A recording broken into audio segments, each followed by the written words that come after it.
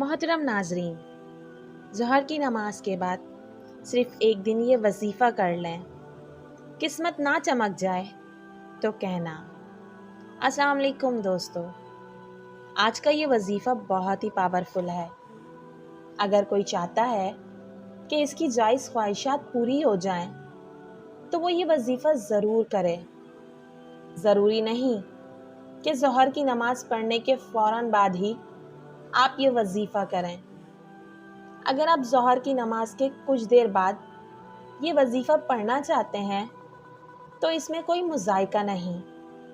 آپ سکون سے چلتے پھرتے بھی یہ وظیفہ پڑھ سکتے ہیں۔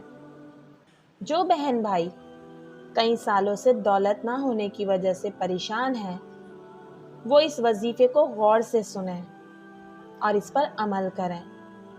انشاءاللہ اللہ نے چاہا تو آپ کے رزق میں، دولت میں اضافہ ہوگا۔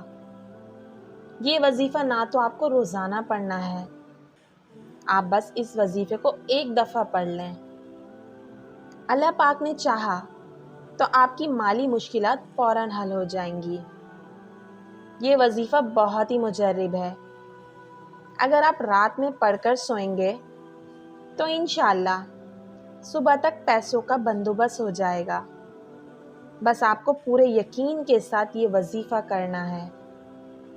اس وظیفے کو کرنے کا طریقہ یہ ہے کہ آپ سب سے پہلے ایک مرتبہ اعوذ باللہ من الشیطان الرجیم پڑھیں، پھر ایک مرتبہ بسم اللہ الرحمن الرحیم پڑھنے کے بعد ایک مرتبہ درود شریف پڑھیں۔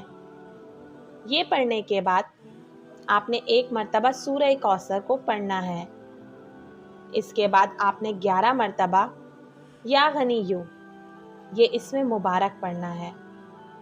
اب آپ نے ایک مرتبہ سورہ کوثر پڑھنی ہے اور 11 مرتبہ یا وہابو پڑھنا ہے، اور پھر دوبارہ سے آپ نے سورہ کوثر کو ایک مرتبہ پڑھنا ہے۔